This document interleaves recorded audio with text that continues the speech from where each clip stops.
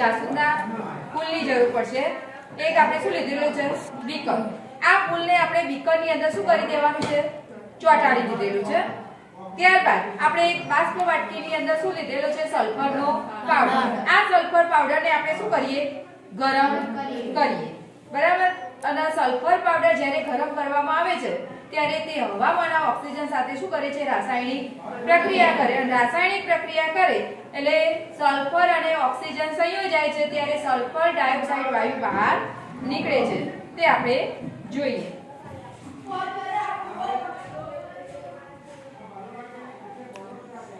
વાયુ નીકળતો દેખાય છે ને? આના ઉપર આપણે શું મૂકી દીધું? બીકર મૂકી દીધું. અંદર બીકરની અંદર શું મૂકેલું હતું? જાસૂદનું ફૂલ. ફૂલનો રંગ કેવો હતો? લાલ હતો.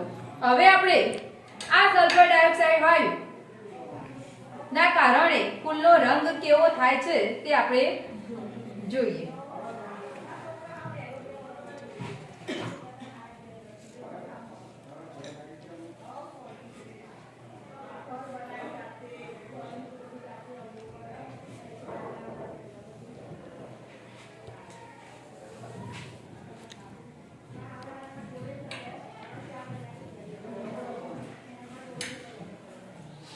દેખાય છે અંદર વાયુ નીકળતો? દેખાય છે? બીકરની અંદર પ્રોસેસ થતી દેખાય છે?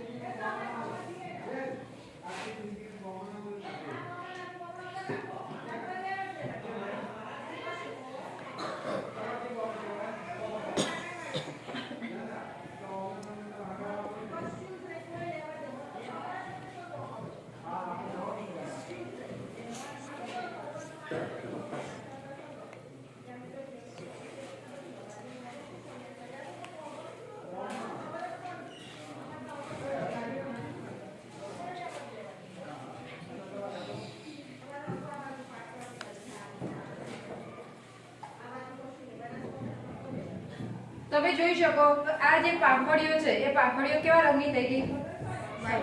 સફેદ રંગની થઈ ગઈ. કેવી થઈ ગઈ? સફેદ રંગની થઈ ગઈ. આ સફેદ રંગની જે પાંખડીઓ છે એને ફરીવાર આપણે કેવી બનાવવાની છે? લાલ. બરાબર.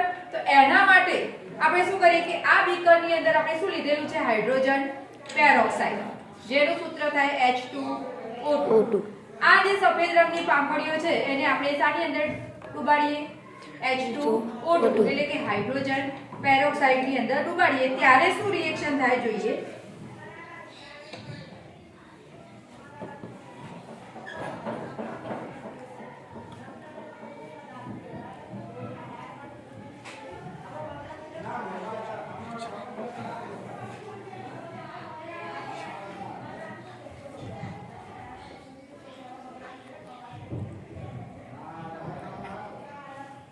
કેવું થઈ ગયું? લાલ. સફેદ માંથી કેવો કલર થઈ ગયો પાછો? લાલ. તો આવી રીતે આપણે સાયન્સની મદદથી અલગ અલગ પ્રકારની શું કરી શકીએ છીએ? પ્રવૃત્તિઓ કરી શકીએ છીએ. કે જે સફેદ લાલ ગુલાબમાંથી આપણે કેવું બનાવ્યું? લાલ જાસૂદની અંદરથી આપણે સફેદ જાસૂદ બનાવ્યું અને સફેદમાંથી પાછું કેવું બનાવ્યું? લાલ બનાવ્યું.